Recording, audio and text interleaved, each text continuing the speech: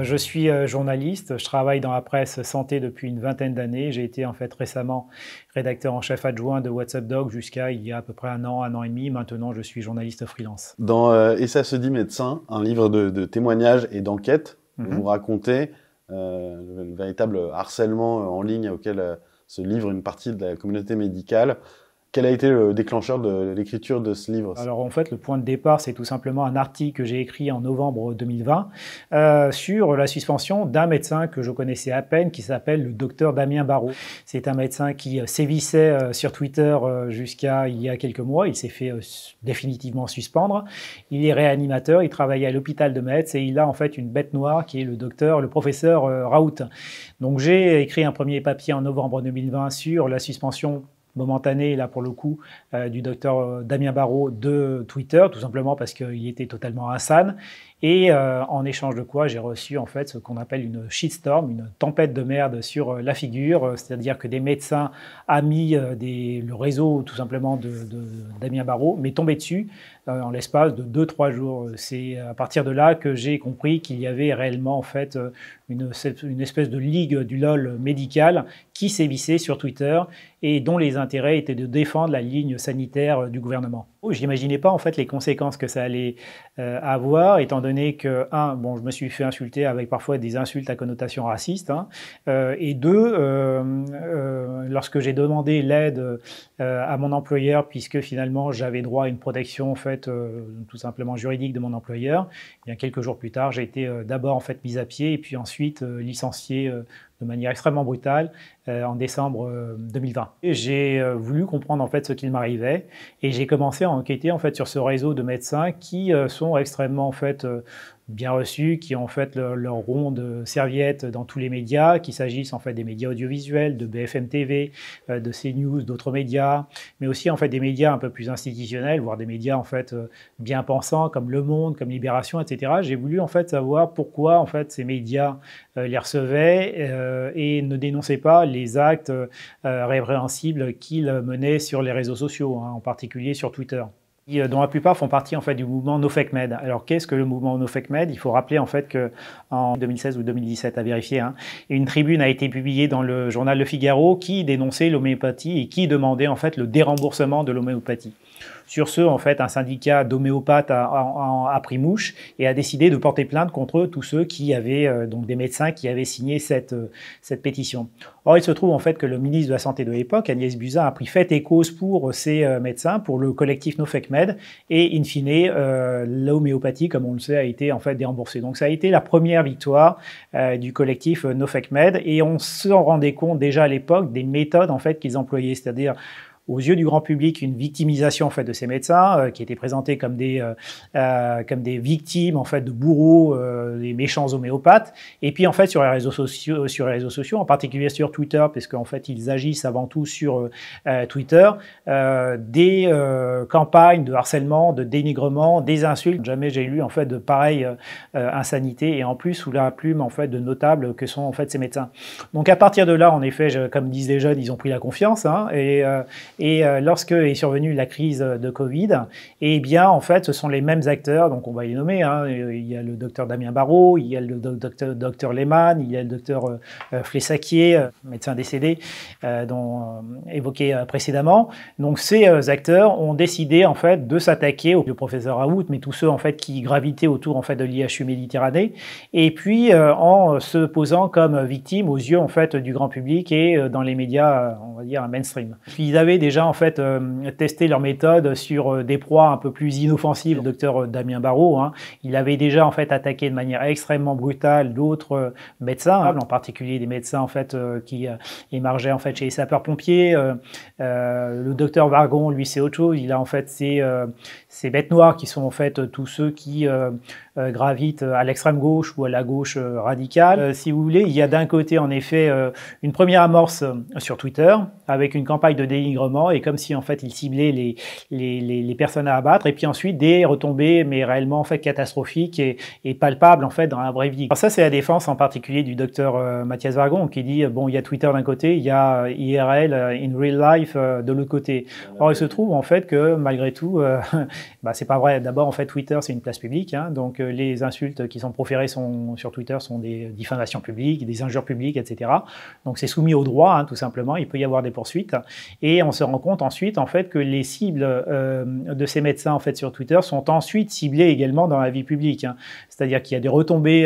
J'en suis en fait le parfait exemple, puisque j'ai été licencié par exemple de mon journal, mais je suis pas le seul. On peut parler aussi de Laurent Mukeli, en fait, qui a été visé d'abord sur Twitter et puis ensuite qui a été mis en marge en fait de la communauté scientifique, lui qui est en fait un chercheur réputé en fait au CNRS. Il y a aussi le professeur Chabrière qui a été viré en fait de la PHM. Il y a le docteur Louis Fouché qui a été invité à se mettre en disponibilité. Invité à se virer lui-même de la PHM. Dans le panorama de cette guerre de tranchées numérique, est-ce que vous ne minimisez pas les attaques personnelles parfois très vindicatives, voire injurieuses, que ces médecins ont eux-mêmes subi? J'en parle, peut-être que j'en parle pas autant en fait que des attaques en fait qu'ils profèrent, ça c'est clair, mais pour plusieurs raisons. Un, parce que en fait les attaques dont ils ont été victimes ont été largement médiatisées, hein. Il y a eu des reportages, des documentaires, des articles de presse qui ont été publiés sur les attaques à la fois contre Lehman, contre Monsieur Marty, contre etc. Donc bon, le travail a été fait. En revanche, en fait, il y a toute une partie qui reste dans l'ombre et qui explique, si on peut expliquer, en tous les cas, non pas qui les justifie, mais qui explique ce pourquoi en fait ces médecins attaqués, c'est-à-dire qu'ils ont pris en fait très souvent l'initiative d'attaques extrêmement en fait agressives, hein. Je prends par exemple l'exemple du docteur Damien Barraud parce qu'il est vraiment symptomatique des méthodes en fait employées par ces médecins. C'est lui qui le premier a pris un pseudo fluid loading pour attaquer et pour se moquer et pour harceler en fait le professeur Raoult, et ensuite c'est lui qui se dit victime en fait d'attaques qui ont été menées, alors des attaques insanes et que je ne vais pas en fait justifier, mais en tous les cas, la responsabilité, s'il y a une responsabilité à établir, provient autant en fait des médecins attaqués que des personnes qui attaquent. Voilà. Et puis d'autre part, en fait, il est vrai que parmi en fait les personnalités qui attaquent, il y a aussi en fait des professeurs, hein, très connus. Ces médecins, encore une fois, qui ne sont pas en fait dans le camp du bien, donc le camp en fait des no fake med, sont régulièrement en fait vilipendés par les médias mainstream. Un phénomène assez intéressant que vous pointez du doigt dans le paysage médiatique du traitement des médecins, c'est l'impossible banalisation du Covid en milieu hospitalier, en gros. Vous dites, pour la communauté médicale, en citant un interne que vous aviez interviewé au printemps 2020, pour la communauté médicale, il n'était pas question de dévoiler la banalité de la tragédie du Covid. Si les décès se comptaient par centaines, malheureusement, les soignants étaient quasi impuissants et presque inutiles. L'interne que vous citez disait « c'est pas passionnant, les malades de Covid, on les met sur le ventre et on les retourne de temps à autre ». Et vous disiez que le romantisme de pacotille du docteur Damien Barraud paraissait indigeste à la mesure de cela. Est-ce que vous avez eu l'impression qu'il y a eu une forme de chantage médiatique des soignants qui se sont sentis intouchables pour avoir affronté la vague très éprouvante pour certains, effectivement, mais qui leur a donné une sorte d'immunité, d'impunité pour avoir vécu cette épreuve? Oui, tout à fait. Alors, c'est vrai qu'ils ont occupé le beau rôle, hein. Faut dire les choses telles qu'elles sont. Je parle aussi, alors pour rebondir sur cette remarque, je parle aussi dans un chapitre qui s'appelle In Real Life de mon expérience personnelle et de l'accompagnement qu'on a fait avec mon ami du décès en fait de sa mère, hein, qui est décédée du Covid. Et on a pu se rendre compte en fait de la manière dont ça se passait en fait dans les hôpitaux, c'est-à-dire que les médecins étaient quand même assez peu présents. Les personnels de santé qui sont en fait en première ligne, ce sont en fait les infirmiers, ce sont également les internes. Les médecins sont quand même assez peu présents, hein. Donc il faut faire un distinguo aussi entre les médecins praticiens hospitaliers. Alors je ne vais pas tous les mettre dans le même sac, mais il faut aussi dire que les infirmiers qui eux étaient au chevet en fait des patients en fait du Covid dans des situations extrêmement graves, on n'en a pas beaucoup entendu parler, on les a pas vus non plus en fait sur les plateaux TV qui étaient en fait trustés par les médecins qui eux venaient se victimiser. Donc il y a eu une espèce de prise de pouvoir en effet par la compassion, hein, de ces médecins qu'il était de mauvais ton en fait de dénoncer. Plusieurs en fait médecins m'ont dit qu'ils s'embêtaient tout simplement en fait dans ces unités Covid, que lorsqu'une personne arrivait avec un bras fracturé, ils se précipitaient en fait sur ce patient pour avoir en fait une opération, une prise en charge un peu plus marrante, si je puis dire en fait que celle de ces patients Covid. Donc oui, il y a eu une espèce de prise de pouvoir par la compassion, si je puis dire en fait pas de tous les médecins, mais en tous les cas de ces médecins que l'on voyait en fait sur les plateaux TV. Oui. Ces médecins que vous citez dans ce livre reprochent beaucoup à leurs adversaires d'avoir politisé des questions scientifiques ou médicales. Or, vous retracez dans le livre, par l'historique des dernières années et même d'avant, que eux-mêmes sont engagés dans un combat politique à travers un syndicat, un journal avec une ligne éditoriale, des positions politiques au sens large. Et on a en fait reproché, par exemple, au professeur Raoult d'être un homme de droite, voire un homme d'extrême droite, voire un homme complotiste, etc., etc. Et les personnes qui l'accusaient, bien sûr, en fait, de ces prises de position politiques, on s'est très peu penché en fait sur le pédigré. Il se trouve en fait que j'ai retracé en effet via des tweets les prises de position politiques de certains d'entre eux, en particulier du docteur Vargon, mais aussi en fait du docteur Flessaquier. On s'aperçoit en effet qu'il représente en gros en fait la voix dominante actuellement, cette espèce de centrisme radical qui va en fait du centre gauche au centre droit en gros.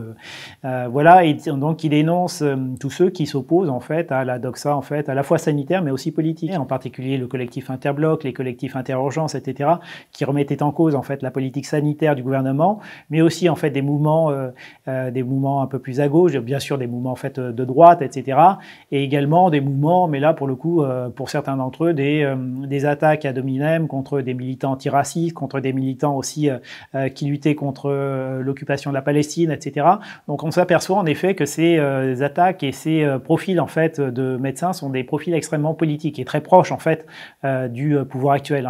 Ils accompagnent, ce sont un peu les poissons pilotes en fait d'Olivier Véran. Ils l'accompagnent un peu partout. D'ailleurs, en fait, Olivier Véran et les autorités sanitaires le rendent bien, puisque malgré tout, en fait, ces attaques qui sont en fait tout simplement en fait qui relèvent des injures publiques, de la diffamation.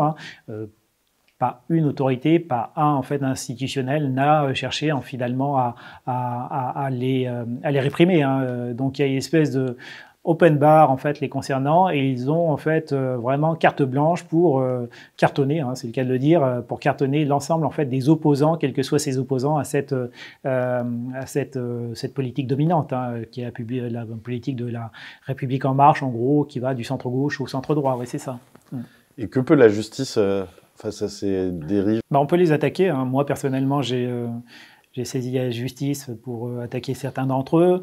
Je ne vais pas m'arrêter là. Il faut aussi en fait savoir qu'on peut saisir les conseils départementaux de l'ordre des médecins lorsqu'on est en fait victime des attaques de ces médecins. On peut aussi sensibiliser finalement l'ordre national des médecins qui d'un côté en fait attaque le professeur Raoult. Alors ils ont certainement leur raison pour le faire, le condamnent et font appel de cette condamnation parce que en fait la sanction n'a pas été à la hauteur en fait de ce qu'ils attendaient.